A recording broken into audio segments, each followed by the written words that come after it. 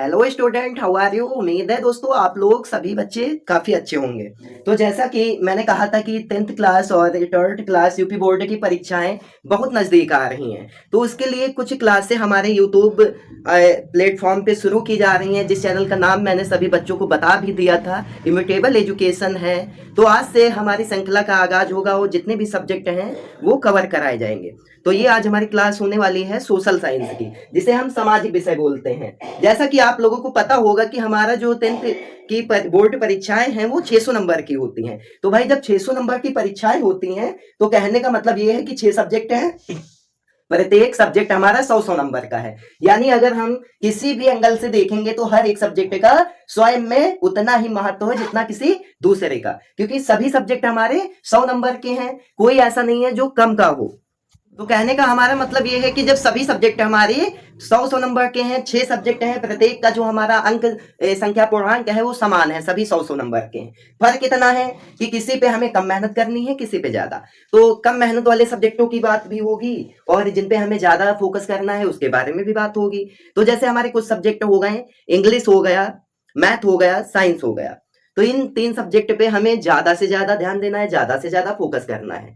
एक दो सब्जेक्ट हैं हमारे, आर्ट हो गया, हिंदी हो गया, और जो बचा हुआ सोशल साइंस है। तो ये हमारे प्रैक्टिस वाले सब्जेक्ट हैं। इनको जितना ज्यादा हम प्रैक्टिस करेंगे उतने ज्यादा नंबर इन सब्जेक्ट में हमारे आ सकते हैं। तो आज हमारी शुरुआत होगी सोशल साइंस की। तो सबसे पहले हम इसके सिलेबस के बारे में जानेंगे। तो जो सोशल साइंस है, सामाजिक विज्ञान, उसका सिलेबस हमारा कुछ इस प्रकार से विभाजित किया गया है। उसको 4 इकाइयों में बांटा गया है। तो जो हमारी पहली इकाई है जिसे हम यूनिट बोलते हैं, हमारी फर्स्ट यूनिट में इतिहास को, हिस्ट्री को रखा गया है। तो जब बात इतिहास की आ गई है तो इतिहास के बारे में कुछ बात हो जाए तो इतिहास, हिस्ट्री, इसके जन्मदाता हेरोडोटस को माना जाता है। जो हमारे हेरोडोटस साहब थे उन्होंने इतिहास की मतलब जन्म दिया, इसकी खोज की। तो जैसे क्वेश्चन आ जाए इतिहास के जन्मदाता किसे माना जाता है या इतिहास का पिता किसे कहा जाता है, पितामह, तो ये हेरोडोटस को कहा जाता है। तो अब हम अपने यूनिट के अनुसार जो पार्ट है उनके बारे में बात करेंगे।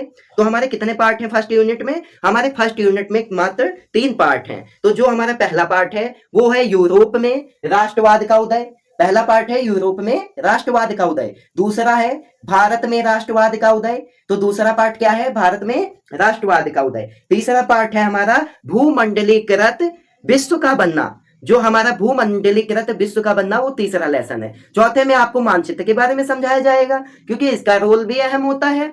ये परीक्षा में 5 नंबर का आता है। इसमें भी चीजें निश्चित हैं, इसमें आसानी से नंबर पाए जा सकते हैं, क्योंकि इसको अगर आपने भरना सीख लिया प्रैक्टिस करके तो इसमें ज्यादा से ज्यादा नंबर भी लाए जा सकते हैं। उसके बाद ये हमारी यूनिट फर्स्ट समाप्त होती है इतिहास की। इसमें हम 3 पार्ट के बारे में बात करेंगे। पहला तो हमारा, जैसा आपने अभी सुना, यूरोप में राष्ट्रवाद का उदय। दूसरा भारत में राष्ट्रवाद का उदय। तीसरा विश्व में भूमिकृत विश्व का बनना। क्या कहते हैं? भूमिकृत विश्व का बनना। भूमिकृत विश्व का बनना ये हमारा जो है तीसरा पार्ट है। उसके बाद हम बात करेंगे सेकेंड यूनिट की, जो हमारी इकाई 2 है। तो इकाई 2 में हमारे कौन कौन सी चीजें आ जाएंगी? तो इकाई 2 में हमारा भूगोल आ जाएगा, जिसे हम क्या बोलते हैं? जियोग्राफी बोलते हैं। ठीक है, तो हिस्ट्री, भूगोल आ जाएगा। जियोग्राफी की बात करेंगे तो इसमें जो हमारा पहला लेसन होगा वो है संसाधन एवं विकास। तो हमारा जो पहला लेसन है संसाधन एवं विकास, कि हमें किन किन चीजों की आवश्यकता होती है और किन किन चीजों को अभी विकसित करने की हमें जरूरत है। उसके बाद जो हमारा दूसरा लेसन है उसके बारे में बात करेंगे, वन और वन्य जीवन, वन्य जीव संसाधन। पहले हम संसाधन और विकास के बारे में बात करेंगे, उसके बाद अपने दूसरे लेसन पे आएंगे और बात करेंगे वन्य जीव और वन्य संसाधनों के बारे में। इसमें टोटल हमारे 6 लेसन दिए गए हैं। तो ये हमारा दूसरा लेसन था। तीसरे लेसन की बात करेंगे तो वो हमारा होता है जल संसाधन। इसमें हम जल के बारे में, जल से जो जो चीजें हम प्रयोग करते हैं उसके बारे में सब चीजों को सीखेंगे। जो हमारा लेसन नंबर 4 होगा, पार्ट 4, जिसे हम बोलेंगे वो है कृषि।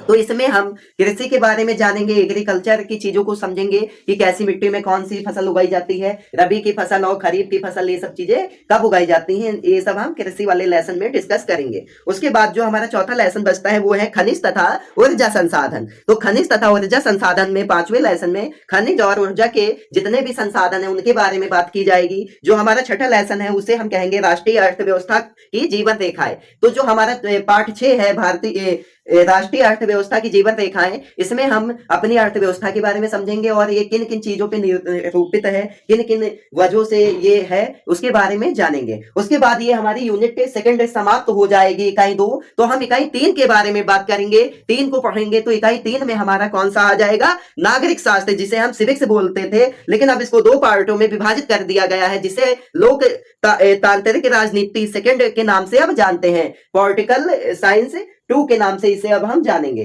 तो इसमें हमारे कितने, इसमें हमारे 7 लेसन है, यानी 7 पाठों का अध्ययन इसमें हमें करना है। कौन कौन से है इसके बारे में भी हम बात करेंगे। तो हमारा इसमें जो पहला पार्ट है वो है सत्ता की साझेदारी। इसमें हम सत्ता की साझेदारी के बारे में पढ़ेंगे, उनकी चीजों को जानेंगे। दूसरा है संघवाद। संघवाद क्या होता है उसके बारे में जान लेंगे। जो पार्ट 2 है हमारा संघवाद, उसके अंतर्गत हम चीजों को पढ़ेंगे।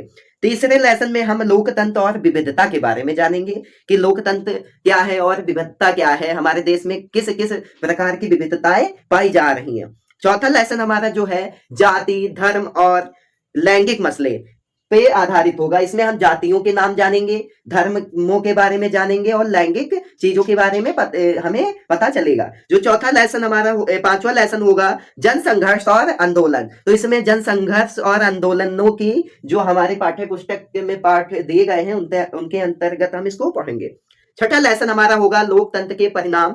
7वां लेसन होगा लोकतंत्र की चुनौतियां, कि लोकतंत्र में क्या क्या चुनौतियां हैं और इसके आने से क्या क्या परिणाम हुए। अगर ये भारत में नहीं होता तो आज हमारा भारत कैसा होता, इसका स्वरूप कैसा होता। उसके बाद हमारी जो आखिरी यूनिट है इकाई 4, उसके बारे में बात करेंगे, जिसे हम बोलते हैं अर्थव्यवस्था, आर्थिक विकास की समझ। इसमें जो हमारा पहला लेसन है वो है विकास, डेवलपमेंट। इसमें हम विकासशील देशों, विकसित देशों के बारे में पढ़ेंगे। कौन कौन से हमारे देश अभी विकसित हो चुके हैं, कौन कौन से विकासशील देशों की श्रेणी में है। तो ये विकास जो हमारा पार्ट है, इससे एक बहुत अच्छा क्वेश्चन बनता है कि हमारा जो भारत देश है वो विकसित देशों की श्रेणी में आता है या विकासशील देशों की। तो हमारा जो भारत देश है वो अभी विकासशील देशों की श्रेणी में आता है, वो अभी विकसित देशों में नहीं आता है, क्योंकि यहाँ पे इतना डेवलपमेंट अभी नहीं हो पाया है जितना अदर देशों में हो गया है, जैसे हमारे जापान, अमेरिका, रूस, चाइना, इन सब देशों में हुआ है। तो उसके बाद जो हमारा सेकंड लेसन है उसके बारे में बात करेंगे, वो है भारतीय अर्थव्यवस्था के क्षेत्र। जो हमारे भारतीय अर्थव्यवस्था के जितने भी क्षेत्र निर्धारित हैं उनके बारे में सेकंड लेसन में बात होगी। थर्ड लेसन में बात होगी वैश्वीकरण और भारतीय अर्थव्यवस्था की। वैश्वीकरण और भारतीय अर्थव्यवस्था के बारे में हम लेसन 3 में पढ़ेंगे। लेसन 4 में उपभोक्ता अधिकार। तो इस प्रकार से आपकी ये जो बुक है सोशल साइंस की, जिसे हम सामाजिक विज्ञान बोलते हैं, वो खत्म हो जाएगी। इसको ज्यादा समय नहीं लगेगा, आप लोग क्लास में बने रहिएगा और ज्यादा से ज्यादा इसको देखिएगा और एग्जाम की तैयारी अपने अच्छे से करिएगा। तो आज अभी हमारी पहली क्लास स्टार्ट होगी, यूरोप में राष्ट्रवाद का उदय, जो हमारा सामाजिक विज्ञान की पहली यूनिट का पहला पार्ट है। इसके बारे में हम विस्तार पूर्वक जानेंगे, एक एक टॉपिक को कवर करेंगे। आप लोग कॉपी पेन लेके बैठिएगा, चीजों को नोट करते हुए चलिएगा। जो भी जानकारी आपको दी जाए उसको आप अच्छे से